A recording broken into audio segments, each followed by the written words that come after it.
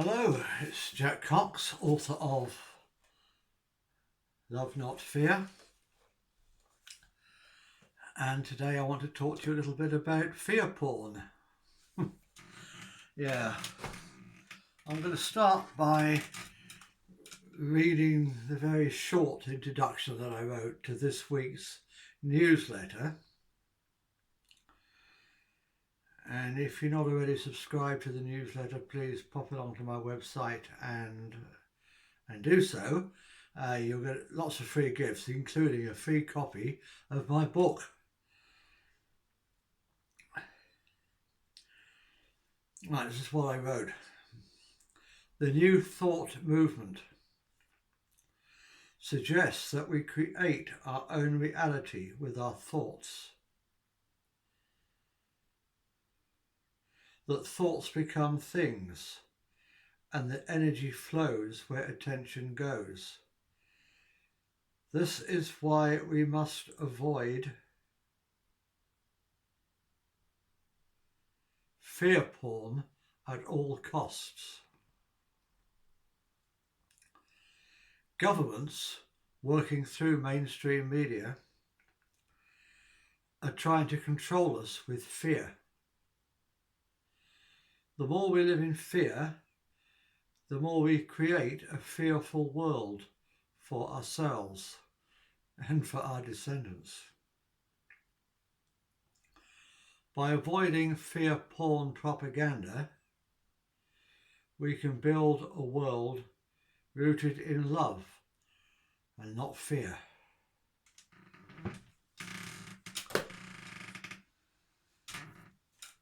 Now, I'm not suggesting we shouldn't be informed, and I'm not suggesting for a moment that we shouldn't spread our truths. Of course we should, we must, it's important that we do. But it all depends how we frame things. What was it Shakespeare said? I can't remember exactly word for word now, I should have looked it up. Famous quote, along the lines of, nothing is good or bad, save thinking makes it so. It all depends how we frame things. We see all the bad things going on in the world right now, the fearful things, the things that are making people afraid. And we can go off into a flight or flight response, a fear response, where our prefrontal cortex closes down, or at least is suppressed, and the energies move to our reptilian brain, where we can't think clearly, where we can't make rational decisions. That's where they want us. That's exactly where they want us. But we can frame these things differently. We can see the lockdowns and all the other things that are happening at the moment.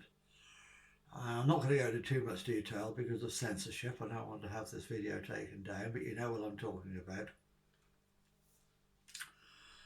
And I'll probably talk a little bit more about censorship later on. But we can frame those things differently. Instead of saying that it's all these bad things that are happening to us, we can see it as the last panic attempt of the old order, the old top-down authoritative order, to hang on to power. They know they're passing away. They're in flight or flight or fright. They flight or flight. The things they're telling us are just so unbelievable that it's waking people up in huge numbers. So it's not a bad thing. It's not bad things that are happening to us. It's good things. Look at it that way, because it's waking people up. And it's a sign that the old order is in panic.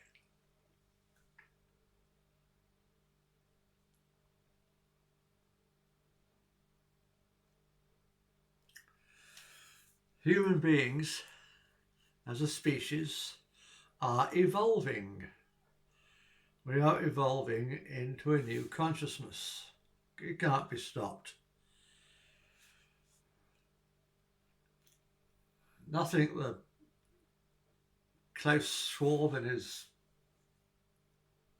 Great Reset or the New World Order or any of that load of nonsense,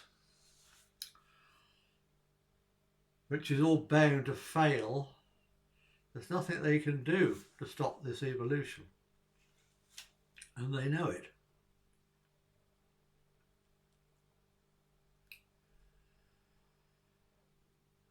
And it's an evolution in consciousness.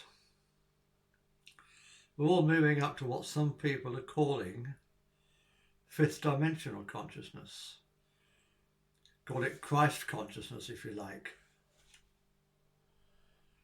Or New Age consciousness, Age of Aquarius, Aquarian consciousness, call it what you like, I don't know. Doesn't matter what you call it, we're all going there. This new world where we think differently, where we want to cooperate with one another and help one another, where the old dog-eat-dog world has passed away. The Piscean age that we're in now that I talk about, big fish eat littler fish, that world is passing away. And the more of us that can hold our consciousness at a higher level, and I know it's not easy for a lot of us at the moment with everything that's going on,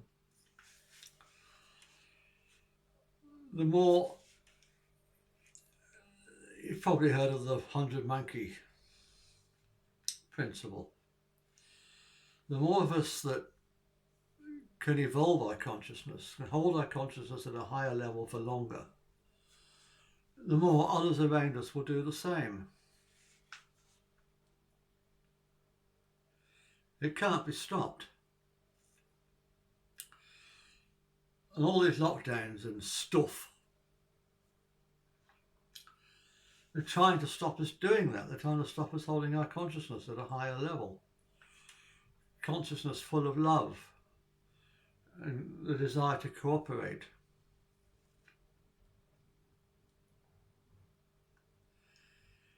So if we can overcome that, we can see the lockdown for what it is and all the other things for what they are, an attempt to stop us holding our consciousness at a higher level. A failing attempt. Be happy, just be happy. Be happy, rejoice. Oh dear. I also wrote an article a couple of months ago about the archons. And a friend of mine posted a video a couple of days ago about a lady who channels or does remote viewing or something like that. And she saw this room. It's not a physical room in a physical house or office. Exactly what it is, I'll talk about it in a minute, but don't turn off as soon as I start saying this, please, because I will explain. But she saw a room where the archons, and I'll talk a little bit more about them in a minute, and world leaders, including Donald Trump, were sitting negotiating. And what they were negotiating was the conditions, the terms under which the archons were going to leave this planet.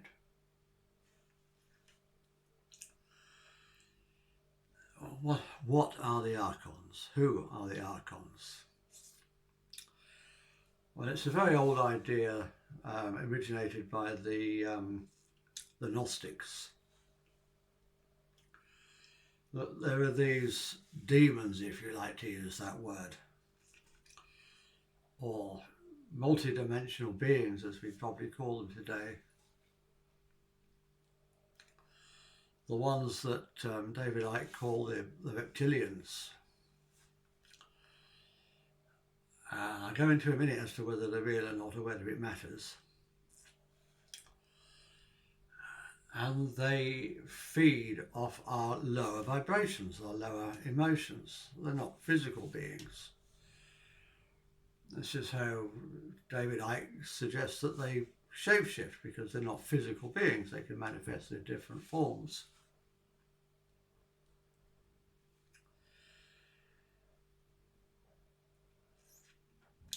And they want us to live in fear and hatred. They love the wars. That's a feast for them, because they feed off all that fear and hatred. Okay, are they real? Or is it all David Icke's imagination and the Gnostics' imagination? Well, what I'm going to say is it doesn't really matter. Maybe they're real entities. And this lady that did the channeling, and I put a link to it below if I remember, saw them as 3 different species, alien species. But it doesn't really matter what they are. And a dark alliance of 3 different species.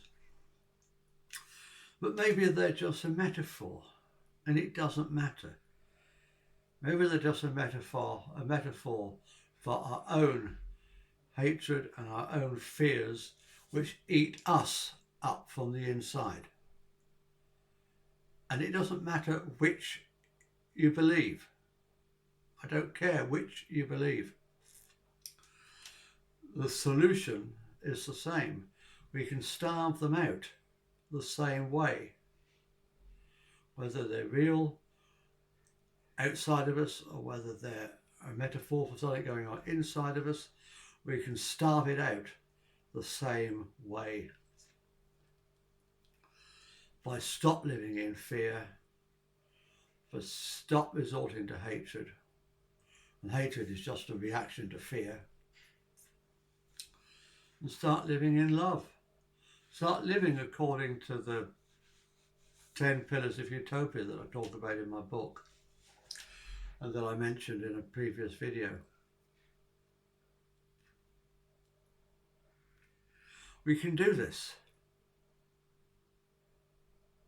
We can do this. So let's start now. Namaste.